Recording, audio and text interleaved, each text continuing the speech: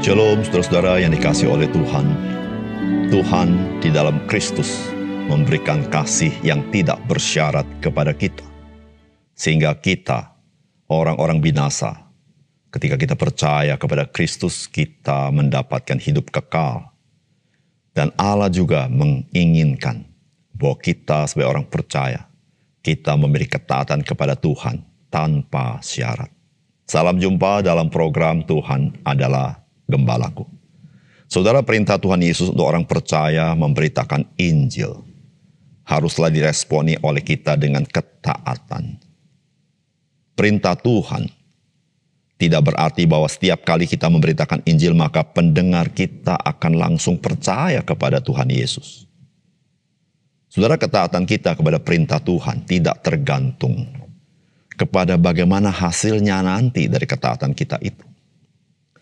Jikalau ketaatan kita kepada Tuhan itu tergantung kepada hasil dari ketaatan kita itu, maka ketaatan kita itu bersifat bersyarat kepada Tuhan.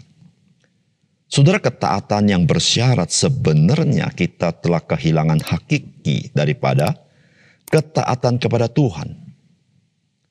Saudara, bukan berarti Tuhan memerintahkan kita untuk melakukan perkara yang sia-sia. Tidak sama sekali, bukan. Hal ini kita tahu bahwa Ia memberikan kepada kita Roh Kudus agar kita diberi kuasa menjadi saksi Kristus. Namun intinya, ketika kita mengakui Yesus Kristus adalah Tuhan dalam hidup kita, maka bersamaan dengan itu, ketaatan kita kepadanya sepenuhnya seharusnya tidak tergantung kepada hasil daripada ketaatan kita. Mari kita membaca Markus pasal 4 ayat 1-20. Pada suatu kali Yesus mulai pula mengajar di tepi danau, maka datanglah orang banyak yang sangat besar jumlahnya mengerumuni dia sehingga ia naik ke sebuah perahu yang sedang berlabuh lalu duduk di situ. Sedangkan semua orang banyak itu di darat di tepi danau itu. Dan ia mengajarkan banyak hal dalam perumpamaan kepada mereka. Dalam ajarannya itu ia berkata kepada mereka, "Dengarlah, adalah seorang penabur keluar untuk menabur. Pada waktu ia menabur, sebagian benih itu jatuh di pinggir jalan, lalu datanglah burung dan memakannya sampai habis. Sebagian jatuh di tanah yang berbatu-batu, yang tidak banyak tanahnya, lalu benih itu pun segera tumbuh karena tanahnya tipis. Tetapi sesudah matahari terbit, layulah ia dan menjadi kering karena tidak berakar. Sebagian lagi jatuh di tengah-tengah semak duri, lalu makin besarlah semak itu dan menghimpitnya sampai mati, sehingga ia tidak berbuah. Dan sebagian jatuh di tanah yang baik, ia tumbuh dengan suburnya dan berbuah. Hasilnya ada yang 30 kali lipat, ada yang 60 kali lipat, ada yang 100 kali lipat." Dan katanya, "Siapa mempunyai telinga untuk mendengar, hendaklah ia mendengar." Ketika ia sendirian, pengikut-pengikutnya dan ke-12 murid itu menanyakan dia tentang perumpamaan itu. Jawabnya, "Kepadamu telah diberikan rahasia kerajaan Allah, tetapi kepada orang-orang luar segala sesuatu disampaikan dalam perumpamaan. Supaya sekalipun melihat mereka tidak mendengar, sekalipun mendengar mereka tidak mengerti, supaya mereka jangan berbalik dan mendapat ampun." Lalu ia berkata kepada mereka, "Tidakkah kamu mengerti perumpamaan ini? Kalau demikian, bagaimana kamu dapat memahami semua perumpamaan yang lain? Penabur itu menaburkan firman. Orang-orang di pinggir jalan, tempat firman itu ditaburkan, ialah mereka yang mendengar firman, lalu berdatanglah iblis dan mengambil firman yang baru ditaburkan dalam mereka. Demikian juga ditaburkan di tanah yang berbatu-batu, ialah orang-orang yang mendengar firman itu dan segera menerimanya dengan gembira. Tetapi mereka tidak berakar dan tahan sebentar saja. Apabila kemudian datang penindasan atau penganiayaan karena firman itu, mereka segera murtad. Dan yang lain ialah yang ditaburkan di tanah, di tengah-tengah semak duri. Itulah yang mendengar firman itu. Lalu kekhawatiran dunia ini dan tipu daya kekayaan dan keinginan-keinginan akan hal yang lain masuklah menghimpit firman itu sehingga tidak berbuah. Dan akhirnya yang ditaburkan di tanah yang baik ialah orang yang mendengar dan menyambut firman itu, lalu berbuah. Ada yang 30 kali lipat, ada 60 kali lipat, ada yang 100 kali lipat. Saudara yang dikasihi oleh Tuhan, apa yang kita baca di firman Tuhan adalah perumpamaan Tuhan Yesus tentang penabur. memang dalam konteks dekat, penabur ini tidak lain dan tidak bukan adalah Tuhan Yesus sendiri. Dan orang-orang mendengar itu adalah yang menerima benih daripada penaburan benih oleh Tuhan Yesus. Namun secara konteks lebih besar, tentu penabur itu adalah orang-orang percaya yang memberitakan Injil. Saudara, di sini Tuhan Yesus menggambarkan ada 4 macam jenis orang yang mendengar berita Injil. Namun hanya satu jenis saja yang sungguh-sungguh menghasilkan sebagaimana seharusnya. Dan itulah tanah yang baik. Saudara, apakah maksud Tuhan Yesus memberikan perumpamaan ini? Apakah sekedar memberitahukan ada beda-beda tanah, beda-beda orang dalam meresponi Injil? Saudara, apa pesan firman Tuhan bagi kita? Yang pertama, beritakanlah Injil kepada semua orang tanpa membedakan. Karena Injil adalah untuk semua orang. Saudara, firman Tuhan berkata, dengarlah, adalah seorang penabur keluar untuk menabur. Saudara, ketika Tuhan Yesus berbicara tentang seorang penabur keluar untuk menabur, maka saudara-saudara, Alkitab tidak mencatat dia sedang mencari tanah yang baik untuk menabur di sana. Tetapi saudara, benih yang ditabur itu tertabur dan jatuh di pelbagai lokasi yang berbeda-beda. Saudara, di sini mau menggambarkan kepada kita bahwa penabur itu, dia menabur ke pelbagai tempat. Dia tidak membedakan tempat itu. Saudara, di sinilah Tuhan Yesus memberitahukan kepada kita bahwa ketika kita menaburkan benih Injil, saudara, kita tidak perlu membeda-bedakan siapa yang perlu kita taburkan benih Injil. Saudara, kita perlu memberitakan Injil kepada semua orang. Siapapun dia, apapun latar belakangnya.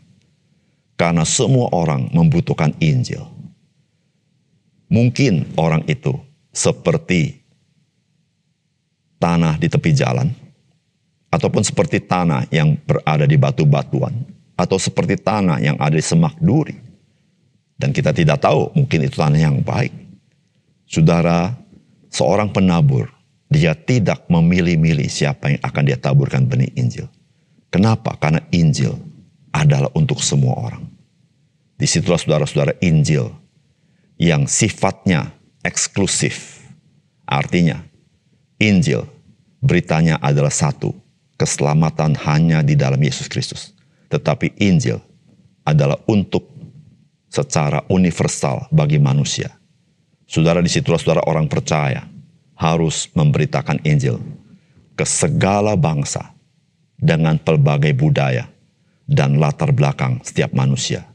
Karena siapapun dia, saudara, tiap manusia, dia memerlukan Injil keselamatan itu. Yang kedua, saudara percaya kepada Injil Yesus Kristus itu adalah pekerjaan Roh Kudus yang melahirbarukan seseorang. Saudara, firman Tuhan berkata, jawabnya, kepadamu telah diberikan rahasia kerajaan Allah, tetapi kepada orang-orang luar segala sesuatu disampaikan dalam perumpamaan, supaya sekalipun melihat mereka tidak menanggap, sekalipun mendengar mereka tidak mengerti, supaya mereka jangan berbalik dan mendapat ampun. Ayat 20. Dan akhirnya yang ditaburkan di tanah yang baik ialah orang yang mendengar dan menyambut firman itu lalu berbuah. Ada yang 30 kali lipat, ada yang 60 kali lipat, dan ada yang 100 kali lipat. Saudara, pekerjaan menabur itu dilakukan oleh penabur, saudara. Tetapi saudara bicara tentang benih yang bertumbuh, saudara, itu bukan pekerjaan daripada penabur. Saudara, di dalam konteks besar, penabur itu adalah kita yang menaburkan benih itu, saudara. Dan saudara yang kasih dalam Tuhan, kita menabur ke pelbagai tempat, ke segala macam orang. Tetapi saudara yang kasih dalam Tuhan, orang yang percaya kepada Injil, itu terjadi karena Roh Kudus melahirbarukan dia. Saudara, itulah dikatakan ketika benih itu ditaburkan di tanah yang baik. Saudara, tanah yang baik. Ada tanah yang baik, ada tanah yang tidak baik. Saudara, tanah yang baik umumnya adalah tanah yang sudah digarap, sehingga tanah itu menjadi tanah yang baik, sehingga benih bisa bertumbuh. Saudara, tanah itu menggambarkan hati manusia. Saudara, siapa yang bisa menggarap hati manusia supaya bisa menerima Injil yang melampaui akal budi manusia, melampaui kebiasaan manusia, melampaui kebiasaan dunia ini? Saudara, tidak ada seorang manusia bisa mengubah hati manusia. Saudara, Roh Kudus, Dia yang sanggup melahirbarukan kembali, mengubah hati manusia. Yang pertama awalnya membenci Injil, menjadi mencintai Injil. Yang awalnya menolak Injil, dan akhirnya membuka hati kepada Injil, dan menerima Injil.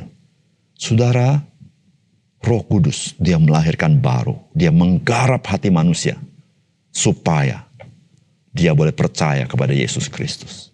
Saudara yang kasih dalam Tuhan, Roh Kudus hari ini sejak Pentakosta bekerja begitu dahsyat di dalam hati manusia.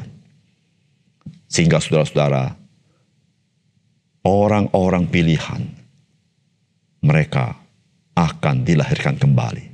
Supaya mereka boleh menerima keselamatan yang daripada Tuhan. Saudara, ketika engkau membuka hati dan menerima Kristus, sesungguhnya engkau adalah orang pilihan itu. Saudara, Roh Kudus melahirbarukan engkau. Dan saudara, engkau harus tahu apa artinya menjadi orang pilihan. Engkau adalah orang yang menerima kasih Allah yang besar itu. Saudara, pilihan itu artinya orang yang dikasihi oleh Tuhan. Saudara, siapakah orang-orang yang dikasihi oleh Tuhan? Yaitu mereka yang mengenal Yesus Kristus. Karena kasih Allah seperti ini adalah kasih yang menyelamatkan. Mari kita berdoa. Bapa kami surga, terima kasih untuk firman-Mu. Biarlah firman-Mu berbicara kepada kami, supaya kami mengerti rencana keselamatan Tuhan. Kami mengerti pekerjaan Tuhan. Kami mengerti bagaimana Injil diberitakan, supaya kami ambil bagian di dalamnya. Terima kasih untuk firman Tuhan. Dalam nama Tuhan Yesus kami berdoa. Amin.